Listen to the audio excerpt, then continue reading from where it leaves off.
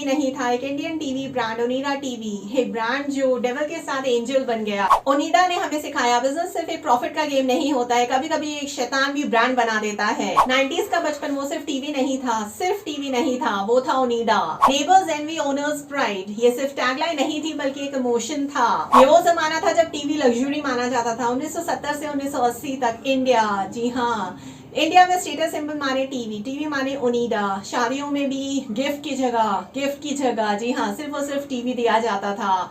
Fridge, ये सब चीजें बेमानी थी, सिर्फ और सिर्फ टीवी। और टीवी में भी क्या, सिर्फ और सिर्फ ओनिडा, जो सालों साल चलता था। हमारा भरोसा, आपका भरोसा, हम सबका भरोसा। उस समय मार्केट में फॉरेन ब्रांड्स राज कर रहे थे और हमारे इंडियन ब्रांड्स में कोई भी नहीं था, आसपास भी नहीं था। तब एंट्री हुई ओनिडा टीवी की। टेक्नोलॉजी से ज्यादा इमोशन यानी कि साइकोलॉजी से हम बेचेंगे। हम टीवी नहीं बेचेंगे, हम फीलिंग बेचेंगे। और यहीं से पैदा हुआ डेविल्स एड कैंपेन, ओनिडा का धूम मचाने वाला डेविल्स एड कैंपेन। ओनिडा ने ना सिर्फ दिखाया बल्कि साबित भी कर दिया कि पड़ोसी जल रहे हैं और ओनर प्राउड फील कर रहा है। मार्केटिंग थोड़ी रिस्की थी, लेकिन यही होता है जिस तरीके से एक लेजेंड कैलकुलेटेड रिस्क लेता है। ओनिडा ने भी ली और धीरे धीरे सेल्स बढ़ने लगी, मार्केट शेयर बढ़ने लगा और फिर क्या था, धड़ाधड़ प्रोडक्ट यानी कि ओनिडा टीवी की बिक्री होने लगी। इंडियन दिल और जापानीज दिमाग, ओनिडा ने बहुत ही बखूबी से जापानीज टेक्नोलॉजी को इंडियन डिमांड्स के हिसाब से जोड़ तोड़ के उसको जुगाड़ करके अच्छी तरीके से इंडियन मार्केट में उतार दिया। 2000 के बाद मार्केट बदल रहा था। Samsung, LG, Sony aggressive marketing के साथ आगे बढ़ते चले जा रहे थे, मार्केट शेयर हड़पते चले जा रहे थे, ओनिडा पीछे छूटता चला जा रहा था।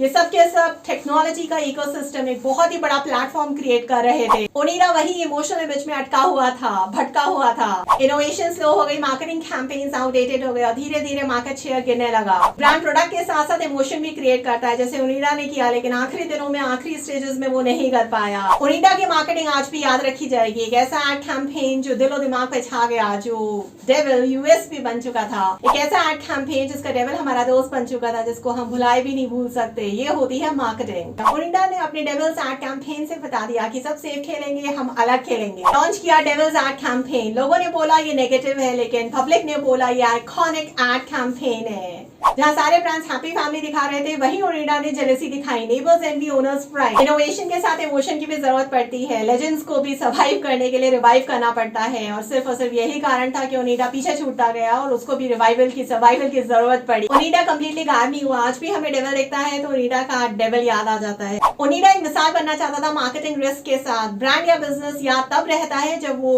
रिस्क लेता है। बिना रिस्क कैसा ब्रांड? मार्केटिंग में इमोशंस फीचर से ज्यादा बिकते हैं। ओनिडा को पता था, इसलिए ओनिडा सिर्फ फीचर्स नहीं बल्कि प्राइड, स्टेटस, फैमिली बॉन्डिंग बेच रहा था। वो समझ गया था कि कस्टमर लॉजिक से कंपेयर करते हैं और इमोशन से खरीदते हैं। अगर ब्रांड का फेस स्ट्रांग है तो ब्रांड को बोलने की जरूरत नहीं पड़ती है, लोग खुद ही बोल देते हैं। 2000 के बाद जब मार्केट बदला तो ओनिडा ब्रांड स्लो हो गया।